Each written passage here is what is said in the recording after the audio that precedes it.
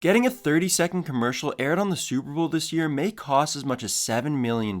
This is an insane amount of money to spend for a short advertisement, but the cost gets even higher when you factor in the amount that the company spends to actually produce the commercial. So is this investment worth it for companies to make? Are Super Bowl commercials worth the insane cost? Let's take a deeper dive and see if the benefits outweigh the costs. First, let's discuss the costs. There are two main costs for running Super Bowl ads. One, the cost of buying the ad spot from the TV network, and two, the cost of producing the commercial. The cost of buying a 30-second commercial during last year's Super Bowl was around $5.5 million. That number has risen sharply for this year's game, as some ad spots have sold for a record high of $6.5 and $7 million. The cost of producing the commercial will range anywhere from $500,000 to over $1 million, depending on how complex the commercial is to film and edit, and of course the celebrities they hire to act in it. Mitch Goldstone, Chief Executive Officer at ScanMyPhotos.com, was thinking about running a Super Bowl ad for his company. He said the overlooked wider cost is producing the commercial, which would have cost about $750,000, plus incidental charges including travel, lodging, and funding viewing parties. So it's really much more than just the fee to broadcast a commercial during the Super Bowl. Ultimately, he decided not to go through with it because he didn't think that the benefits would outweigh the multi-million-dollar costs. So now let's discuss the benefits. There are two main benefits for companies who choose to run commercials during the Super Bowl. One, generate more sales and revenue for their product or service, and two, build and increase brand awareness. There's no clear evidence that advertising during the Super Bowl will generate enough revenue to earn a positive return on investment. A couple of years ago, a study done by Wesley Hartman, marketing professor at Stanford Graduate School of Business, found that Super Bowl ads can spur large increases in revenue and volume per household, but when two major competing brands advertise, most of the gains are eroded. Using two giant brands, Coca-Cola and Pepsi, who both advertise consistently during the big game, he concluded when two major soda brands both advertise, they receive no profit gain to offset their advertising investments. This is an interesting conclusion. If one of them stopped advertising, it would greatly help the other company and by default hurt their own company. But if both of those companies decided not to advertise, it may open the door for a smaller, less known company to step in and take the sales and brand awareness away from them. Lin-Li Zhu, an assistant professor at the University of Minnesota Carlson School of Management, said, "Previous research shows there really isn't a boost in sales after Super Bowl ads air, but there are immediate spikes in online searches." And this leads us perfectly into the next benefit. The main reason why most companies choose to invest in a Super Bowl commercial is to build and increase brand awareness. Unlike sales revenue, brand awareness is abstract and harder to measure. Professor Zhu did a study that showed some of the impact of these ads. For example, Super Bowl advertisers see an increase in total word of mouth, both online and offline conversations, for about a month, with a 16% increase the month of the game. If a company does a good job with its commercial, then it will definitely build and increase brand awareness, as the Super Bowl has an annual audience of 90 to 100 million people. But is it really worth the huge investment for every company? It all depends on the specific company's goals and the situation they're in. If the company's goal is to increase sales and revenue in the short term, then doing a Super Bowl commercial is probably not worth the huge cost. However, if the company's goal is to build and increase brand awareness, then it may be worth it. So what companies are best suited for these advertisements? Peter Dabble, CEO of Ace Metrics, a data analysis firm that works with companies on advertising campaigns, said, "Brands that either have high reach looking for increased purchase frequency or new brand trying to drive initial awareness, those are the brands that can best benefit from Super Bowl exposure." He added, "It really helps if the ads are likable and either have humor, emotional elements, or product innovation with broad market appeal. Those are the ads that steal the show. It would be a waste of money to spend millions of dollars on a spot for an extremely unlikable ad, so yeah, it makes sense to make it likable." One example of a winner, thought as one of the best Super Bowl commercials of all time, was Apple in 1984. At that time, IBM had over 80% of the computer market, and Apple was the unknown underdog. How the tides have shifted since. But for every winner like this, there are probably at least 10 losers that you haven't heard of since. So hey, I guess that's why you play the game. You never know.